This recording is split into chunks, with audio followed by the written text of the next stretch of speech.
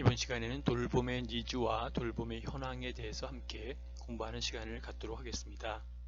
돌봄이 어떤 것일까요? 특별히 고령화 시대 속에서의 돌봄에 대한 부분과 또한 니즈, 고령화 시대 속의 노인들의 니즈와 돌봄의 현황을 함께 공부하는 시간 갖도록 하겠습니다. 강의의 김성철 교수입니다. 돌봄이라고 하는 것, 영어로 케어라고 그러죠. 이 돌봄의 사전적 의미는 관심을 가지고 잘 보살피다 라는 뜻으로 이해할 수가 있습니다. 어느 누군가에 대해서 관심을 갖고 바라보는 것, 또 그 누군가에 대해서 잘 섬기려고 하는 그 마음, 그러한 어떤 서번트적인 마음이 바로 돌봄의 의미를 갖고 있다라고 이해하시면 되겠습니다. 특별히 오늘의 시대 속에 돌봄이라고 하는 단어는 매우 많이 사용되고 있고 또 필요한 시대죠. 특별히 요즘 많이 듣고 또 여러분이 또 생각하는 또 앞으로 관심을 가져야 될 것 중에 하나가 커뮤니티 케어라는 단어를 많이 들어봤을 거라고 생각합니다. 커뮤니티라고 하는 것은 아시는 바대로 지역사회라는 뜻이죠. 그러니까 지역사회 속에서의 돌봄, 다시 말하면 지역사회에서 일어나는 그런 돌봄의 원리와 돌봄의 어떤 시스템, 그리고 돌봄의 필요성, 이런 부분들을 아마 지역사회 복지에서뿐만 아니라 이러한 노인복지에서도 매우 필요한 부분이죠.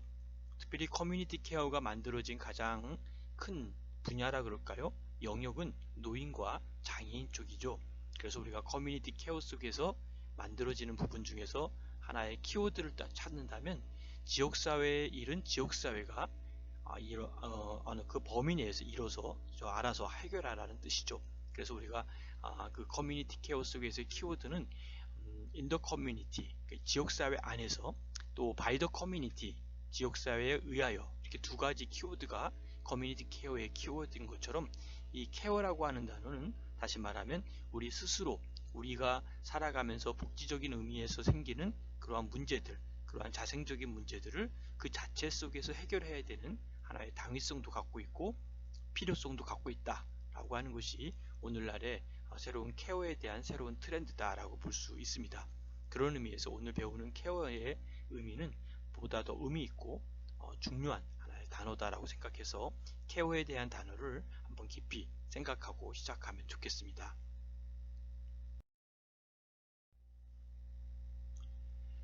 그러면 돌봄의 니즈와 돌봄의 현황을 먼저 살펴보도록 하겠습니다. 돌봄의 정의는 어떤 것일까요? 지난 30여 년간 돌봄의 정책은 가장 빠르게 성장한 사회 정책의 영역이다 라고 볼 수 있습니다. 길어지는 수명과 또 인구의 고령화가 되면서 이 돌봄의 니즈가 급격히 증가한 데에 비해서 가족의 현저한 돌봄의 역량은 매우 약화되고 점점 어려워지고 있는 현실을 우리가 보고 있습니다. 이러한 의미로 인해서 돌봄에 대한 케어에 대한 공백을 초래하게 되었고 더 나아가서 돌봄에 대한 니즈를 새로운 사회적 위험, 이 리스크로 등장하게 된 것을 우리가 볼 수 있습니다. 노인 돌봄의 니즈의 급격한 성장은 바로 이런 돌봄 니즈에 대한 사회적 관심을 제고하고 돌봄의 보편적인 사회 제도화를 추동한 것이다 라고 볼 수 있습니다. 돌봄의 정의는 단순히 사회 정의, 저스티스라고 하는 사회 정의의 돌봄 윤리를 포함해서 덧붙이는 개념이 아니라는 것이죠. 그런 의미에서 기존 사회 정의의 그 보완적 개념이 아니라 바로 사회 정의 개념을 새롭게 구성하는 사회 정의 대안 개념으로 제안된 것이 바로 돌봄의 정의다라고 이해하시면 좋겠습니다. 그런 의미로 본다면 돌봄은 매우 지금의 상황에서 매우 필요하고 나름대로 가장 절실한 하나의 키워드가 돌봄이다 이렇게 볼 수 있겠습니다.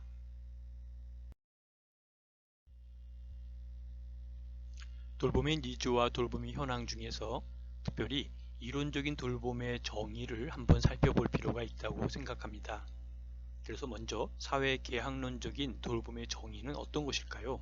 한번 사회계약론적인 의미를 살펴볼 텐데요. 노인에 대한 특별히 장기요양 영역의 윤리적 쟁점을 고찰하는 것은 사회가 혜택과 부담 그리고 의무를 어떻게 분배해야 하는가라는 것이죠.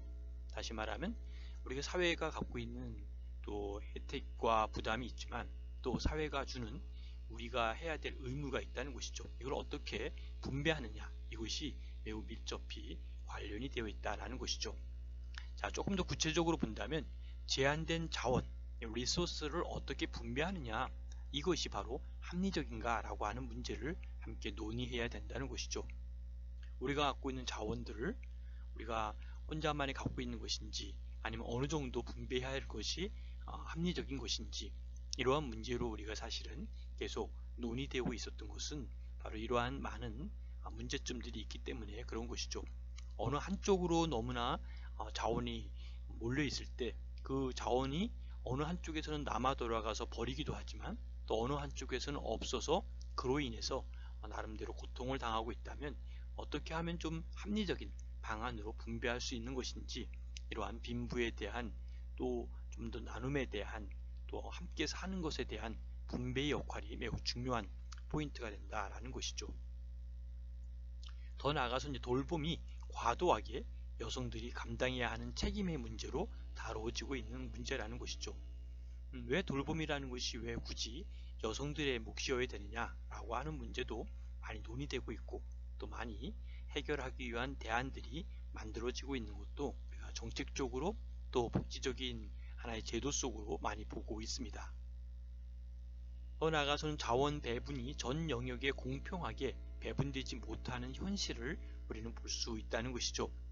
리소스라고 하는 영역이 어떻게 또 나타나고 어떠한 의미로 배분되고 있는지, 이 부분이 바로 우리가 함께 고민하고 함께 해결해야 될 문제다라고 볼 수 있습니다.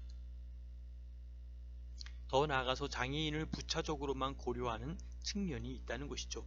그래서 어떻게 이 부분을 함께 생각할 것인지, 또 이 부분을 어떻게 우리가 생각하는 것이 바람직한 것인지, 이러한 맥락을 함께 생각하면 좋겠습니다.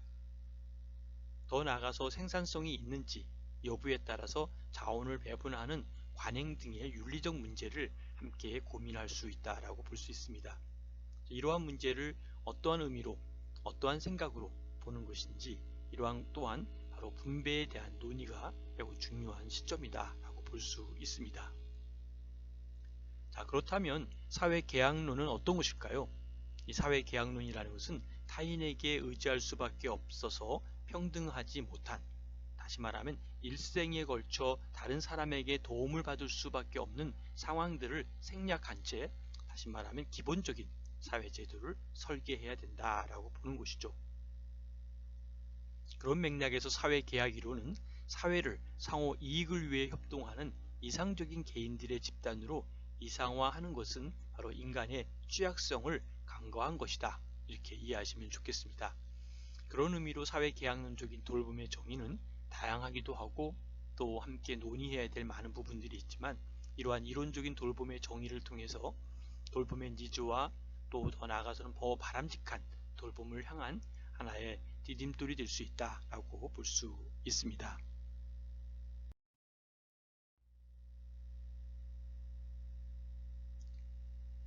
다음은 이론적인 돌봄의 정의 중에서 두 번째 생각할 것은 돌봄 수혜자와 돌봄 제공자에 대한 돌봄의 정의를 함께 살펴볼 필요가 있다고 생각합니다.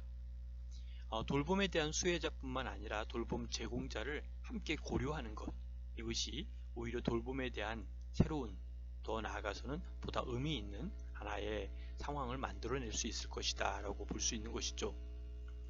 현대 복지국가의 대안으로 제시되는 돌봄 국가는 공적 윤리인 돌봄 윤리를 규범적 원리로 운영되는 국가가 바로 이러한 하나의 맥락에서 볼 수 있는 것이다 라는 것이죠.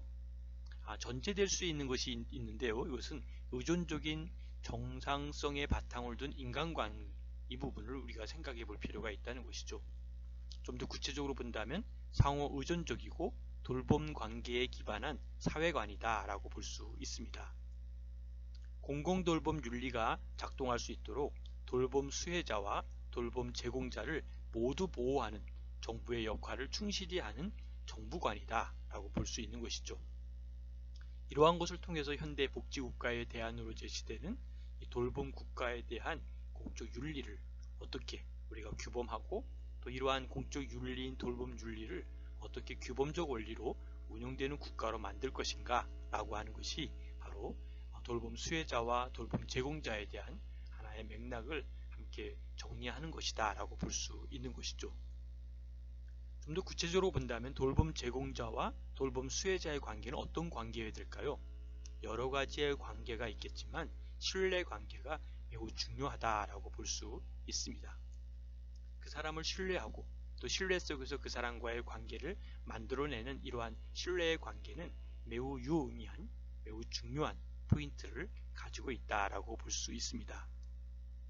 그런 의미에서 의존 관계가 성공적이려면 바로 돌봄 제공자와 돌봄 수혜자 모두가 바로 생존과 복리에 요구되는 자원을 접근할 수 있어야 된다는 것이죠.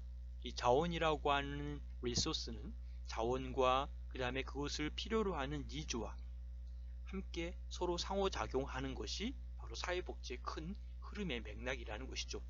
자, 여러분 그림으로 머릿속에 그려본다면 이 자원이라고 하는 R이라고 하는 리소스의 하나의 포인트가 있고 또 왼쪽에는 N이라고 하는 니즈의 클라이언트의 그룹이 있다고 생각합시다.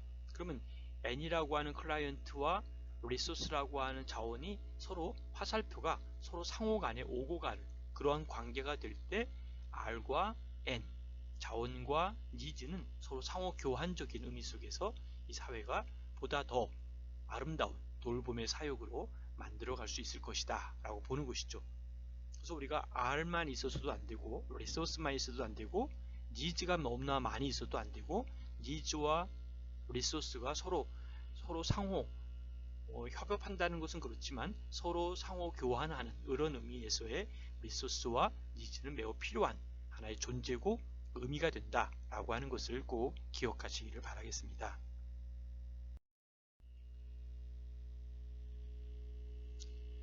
다음은 돌봄 니즈와 돌봄 현황 중에 특별히 이론적인 돌봄 중에 돌봄에 대한 자원 배분에 대한 정의를 함께 생각하고자 합니다. 돌봄, 이 케어에 대한 리소스에 대한 배분을 어떻게 하는 것이 바람직할 것인지 이 논의는 우리가 여러 가지 논의를 할 수 있겠지만 몇 가지 정리를 해보도록 하겠습니다. 여기서는 사회적인 자원 할당과 돌봄의 책임 분담에 관한 쟁점을 살펴볼 필요가 있다는 것이죠. 사회적으로 자원 할당에 대한 이 케어에 대한 부분을 어떻게 책임 분담할 것인가 여기에 하나의 논쟁의 초점이 있다라고 보는 것입니다. 그런 의미에서 돌봄의 제도화에 대한 규모는 자원 할당의 규모와 직접적으로 관련이 되어 있다는 것이죠. 좀 더 구체적으로 본다면 사회적 돌봄의 문제가 지금까지는 이 효율성의 문제로 다루어지는 경향이 있다는 것이죠. 그래서 존엄성이나 자존감을 파괴하는 방식으로 제공되고 있는 상황을 우리가 알 수가 있습니다. 그런 맥락에서 돌봄 책임의 분담은 돌봄 의무와 밀접히 관련된 것도 우리가 알 수가 있습니다. 우리 모두가 돌봄을 필요로 하는 의존적 존재라는 점에 돌봄 책임의 보편성이 바탕하고 있는 것도 우리가 알 수 있습니다.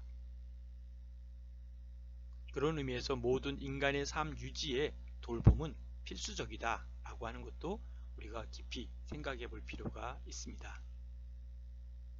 자, 모든 인간이 의존적 존재라는 의존의 보편성 그리고 의존의 정상성을 전제로 할 때 우리 모두는 이 케어라고 하는 돌봄을 받을 권리와 함께 돌봄에 뭐가 있죠? 의무와 책임이 있다는 것이죠. 그러니까 돌봄을 받을 권리도 반드시 있고 그리고 돌봄에 해야 될 의무가 있고 책임이 있다. 이 두 가지 하나의 맥락을 우리가 잊지 말아야 한다는 것이죠. 어느 한쪽만 권리만 주장하는 것도 우리가 바람직하지 않고 또 이 권리를 무시하고 돌봄에 대한 의무와 책임만 강조하는 것도 썩 바람직한 것은 아닙니다. 우리가 꼭 기억할 것은 돌봄에 대한 자원 배분에 대한 정의에서는 돌봄을 받을 권리도 있고 그와 함께 돌봄의 의무와 책임이 함께 수반된다 라고 하는 것을 기억하시면 좋겠습니다.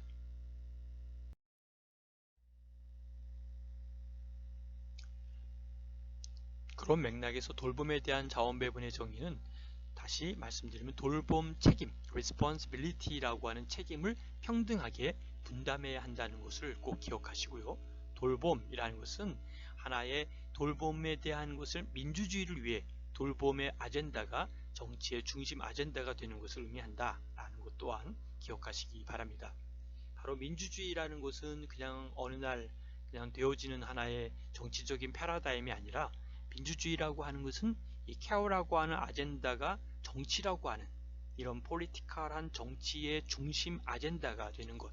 사실 그런 의미에서 사실은 사회복지의 의미는 매우 민주주의의 중심이 되어야 되고 사회복지의 중심인 키워드인 케어라고 하는 것이 바로 아젠다가 될 때 보다 더 그 사회가 더 민주주의화 될 수 있고 보다 더 아름다운 사회로 변화될 수 있는 하나의 키워드가 될 수 있다는 것이죠.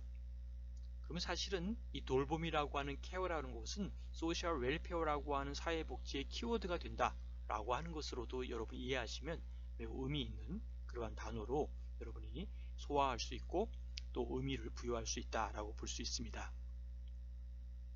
자, 그렇다면 이론적 돌봄 정의의 네 번째를 본다면 돌봄의 특수성과 돌봄의 윤리를 살펴볼 필요가 있다라는 것이죠.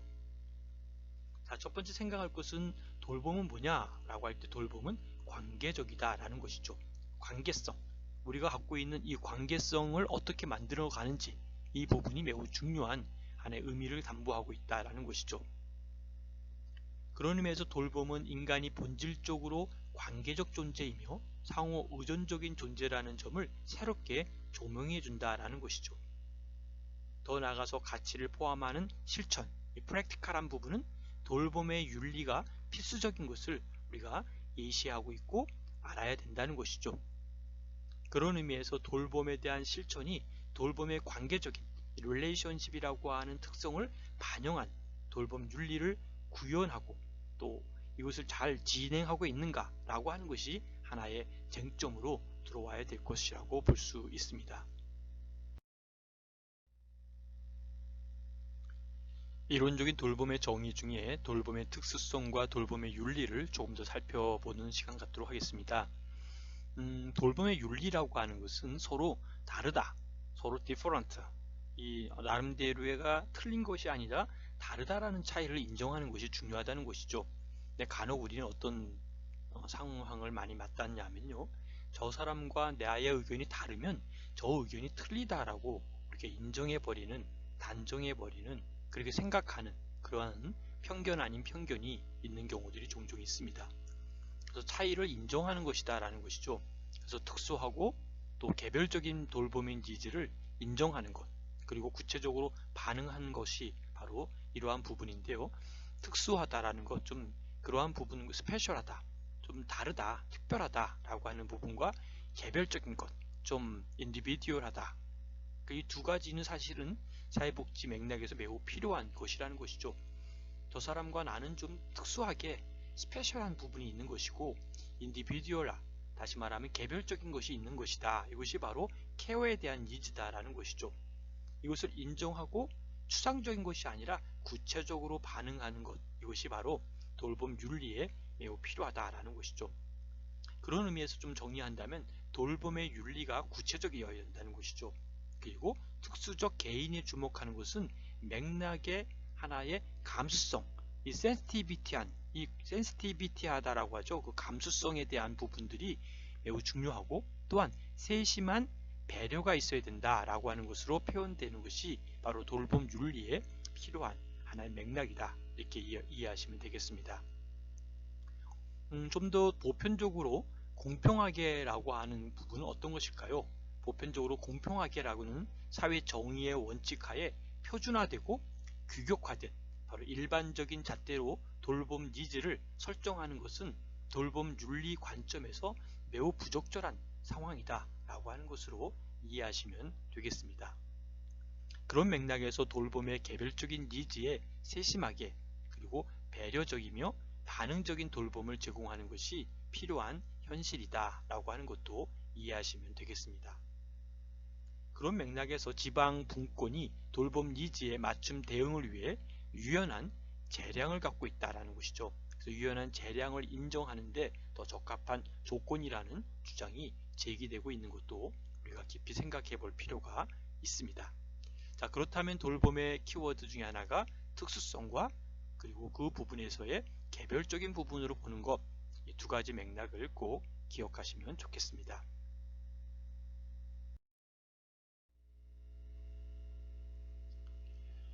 노인 돌봄 현황 중에 특별히 노인 장기 요양 보험을 한번 살펴볼 필요가 있는데요. 이것은 우리가 잘 아는 것이고 또 한번 배운 적도 있고 그렇지만 특별히 이 목적이라고 하는 부분을 보면은 고령과 노인성 질병 등의 사유로 일상생활을 혼자서 영위하기 어려운 노인들에게 장기 요양급여를 제공하고 본인과 가족의 부담을 경감시키기 위한 것이다 라고 하는 것이죠. 그리고 아시는 바대로 2008년에 도입이 되었고 재가 영역, 이 재가복지 영역에서 크게 방문요양과 또 방문목욕, 방문간호, 주야간보호, 장기보호 및 복지용구 등 제공 서비스가 제공되는 것을 의미하고 있습니다. 그리고 서비스는 공통적으로 국민건강보험공단으로 장기요양 인정 신청을 하여 해당자, 다시 말하면 1등급에서 5등급에 판정받은 후에 장기요양기관의 확인 절차를 거쳐서 이용이 가능하다라는 것이죠. 장기요양보험을 통해서 노인들의 삶의 질의 향상이 매우 높아진, 그리고 그로 인해서 많은 혜택을 보는 것이 우리가 오늘날 보고 있는 장기요양보험제도입니다. 그래서 이 노인 돌봄의 현황이 우리가 먼저 생각할 때 노인에 대한 가장 밀접한 하나의 현황이 바로 장기요양보험이다 라고 하는 것도 기억하시면 좋겠습니다. 자, 그렇다면 장기요양보험에 있어서 특별히 노인 장기요양 서비스의 유형과 내용을 살펴보면 세부 유형으로 보면 방문요양이 있고 방문목욕, 방문간호, 주야간보호 서비스, 단기보호 서비스, 복지용구 서비스로 나눠지고 있는 것이죠. 서비스 대상은 1등급에서 5등급의 장기요양 등급으로 나눠줄 수 있고요. 거기에 따른 서비스의 내용은 우리 표에 보는 것과 같습니다. 간단히 맥락을 보면 방문요양 같은 경우는 방문요양원이 가정방문하여 신체활동 및 가사활동을 지원하는 것으로 볼 수 있겠고요. 더 나아가서는 목욕설비를 갖춘 차량 이용, 또 방문간호는 의사나 한의사, 치과의사의 지시에 따라서 간호사, 간호조무사 등이 가정방문하여서 간호와 진료, 보조, 요양에 관한 상담과 구강위생 등을 제공하는 것을 말하고 있죠. 주야간 보호 서비스는 하루 중 일정 시간 요양기관에 보호하여 목욕도 하고 식사도 하고 기본 간호와 치매 관리, 응급 서비스 등 심신기능의 유지 향상을 위한 교육훈련 등을 제공하는 것이다 라고 하는 것이죠. 복지연구 서비스는 일상생활 또는 신체활동에 필요한 연구를 지원해 주는 것이죠. 그러면 이러한 재원은 어디서 올까요? 바로 장기요양보험료와 국고가 일부, 그 다음에 본인이 일부 부담하는 것이죠. 서비스를 제공하는 기관은 바로 장기요양 서비스 기관으로 볼 수 있습니다. 자, 그렇다면 노인 돌봄 현황 중에 노인 돌봄 기본 종합 서비스가 있는데요. 이것은 어떤 것일까요? 노인 장기요양 보험과 함께 중요한 역할을 수행하는 그러한 종합 서비스인데요. 목표가 있는 것인데 이것은 혼자 힘으로 일상생활을 영위하기 어려운 노인이나 독거노인의 욕구에 따라서 다시 말하면 맞춤형 서비스를 제공하는 것이다 라는 것이죠. 대상을 본다면 만 65세 이상의 요양 서비스가 불필요한 독거노인을 볼 수 있겠고요.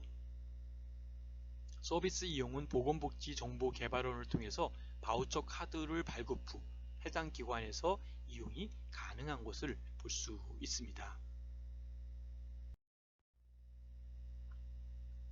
표를 보면 표에 자세히 나와 있는데요. 세부 유형은 조금 전에 말씀드린 대로 독거노인 기본 서비스가 있고 독거노인 응급안전 돌보미 서비스, 독거노인 사랑잇기 서비스, 노인 돌봄 종합 서비스가 있는데요. 여기에 방문 서비스, 주간보호, 또 단기 가사 치매 환자 지원 서비스, 단기 가사를 하고 치매 환자 지원도 하고 여러가지 지원 서비스가 있는 것이죠.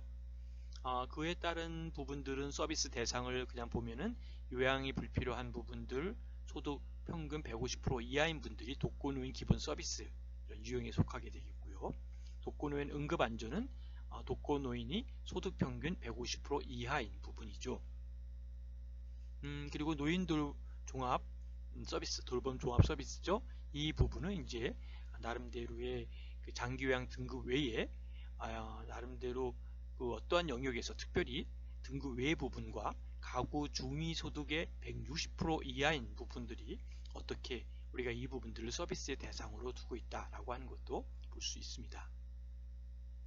서비스의 내용은 우리가 좀 세밀한 부분들이지만 조금 후에 좀 나중에 여러분들이 추후에 이 부분들을 살펴보면 좋겠고요.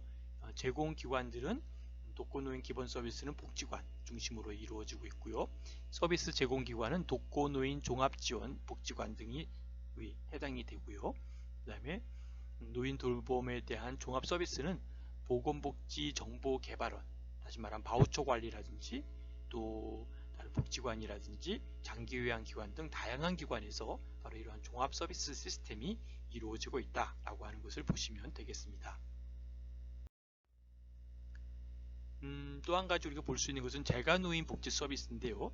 2010년도에 도입된 재가노인 지원 서비스와 이외에 재가노인 서비스가 있다라는 것이죠. 재가노인 지원 서비스는 기존 가정보험사원 파견 서비스가 장기요양보험 도입과 함께 장기요양기관 및 재가노인 복지시설을 통한 방문요양 서비스로 전환된 것과 그 면맥을 같이 하고 있습니다. 재가노인 서비스 및 재가서비스 유형 및 내용에서 본다면 세부 유형은 재가노인 지원 서비스가 있고 재가서비스가 있다라는 것이죠. 여기에 따른 내용들은 표와 같은데요. 그렇게 우리가 위의 내용들과 거의 유사한 내용이라 이렇게 이해하시면 되겠습니다. 자, 그렇다면 이제 개선 방안을 함께 볼 텐데요. 어떻게 하면 노인 돌봄의 현황에 대해서 개선 방안을 우리가 좀 찾아볼 수 있을지 해보면 첫 번째는 서비스 수준을 고려한 내용의 차별화가 필요하다라는 것이죠. 다음은 유사 서비스의 조정과 통합이 필요하고요. 그 다음에 중앙과 지방정부 간의 역할 조정이 필요한 것으로 개선 방안을 살펴볼 수 있습니다.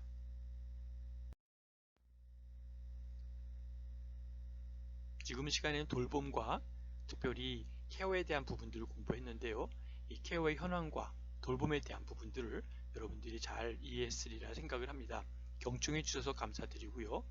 궁금한 사항이 있을 때는 카톡으로 연락 주시면 답변 드리도록 하겠습니다. 감사합니다.